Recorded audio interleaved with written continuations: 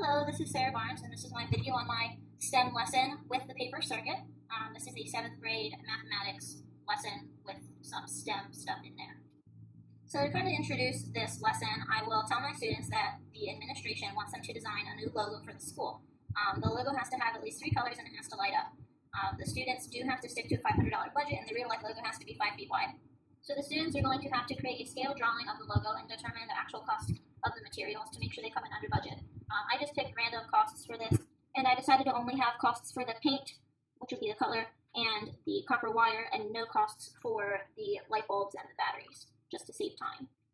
So the question the students will use for the engineering design process part of this is, how can I create a new eye-catching and lit-up logo for the school while minimizing material cost? For the imagined step of the engineering design process, my main goals were to brainstorm elements to include in the logo and also to organize my circuit materials.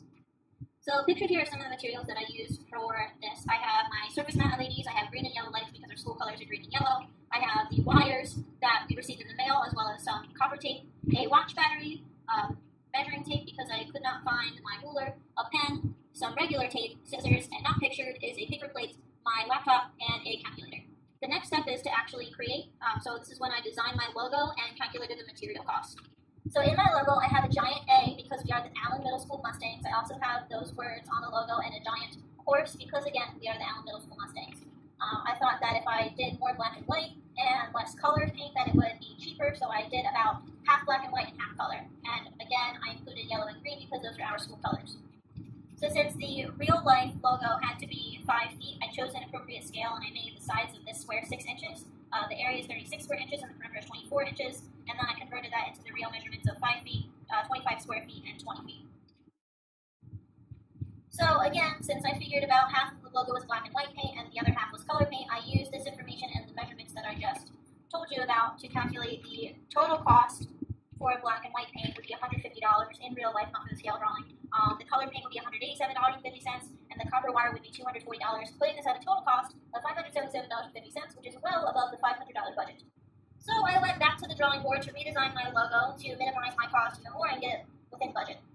I decided to change my logo into a circular logo because I know that circles and squares, when they have the same dimensions, circles take up a smaller area and have a smaller circumference or perimeter than squares do. I also got rid of the words and just made the A bigger, but I figured it still was about half black and white paint and half color paint. So since these have the same dimensions, the circle has a diameter of 6 inches, just like the square had a side length of 6 inches. I calculated the area of this circle logo was approximately 28.27 square inches, and the circumference was about 18.85 square inches, so already smaller than the square logo. I converted the units from the scale drawing into what would be the dimensions for the logo in real life to find out that the diameter was still 5 feet, the area of the logo was 19.63 square feet, and the circumference was 15.71 feet. So based on these measurements, and again the fact that about half of the area would be black and white paint and the other half would be color, I figured out that the total cost of black and white paint would be about $117.81, color paint would be approximately $147.26, and the total cost of copper wire would be $188.50, bringing me to a total cost of $453.57, which was $123.93 cheaper than the square logo, and this was definitely within budget. My final step was to print the actual logo and create the circuit. So I printed out the logo on computer paper, and then I grabbed the paper plate to build the circuit on. I poked some holes through the logo for where I wanted the lights to shine through, and every other light I did yellow and green, since again, the school colors are yellow and green. I also tested each light to make sure that it worked, and then when I knew that they all worked, I laid the logo on top of the paper plate circuit and lined up the holes that I poked with the LEDs, and here's the final product.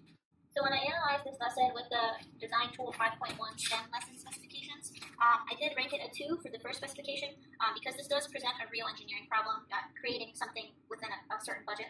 I did give it a 1 for students relating to the problem.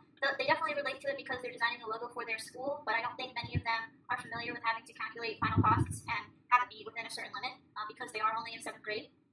For the next specification, does the lesson allow for multiple acceptable and creative approaches for successfully solving a problem? I gave it a 2 because, yes, there are countless ways to solve this problem. For specification 4, does the lesson integrate and apply important science and math grade level content? I gave it a 1. It definitely integrates the math grade level content because it goes with the standards of ratios, proportional relationships, and equations, and also for area and other geometric things. But there are no science standards in 7th grade that have to do with circuits, which is why I gave this a 1 for that specification.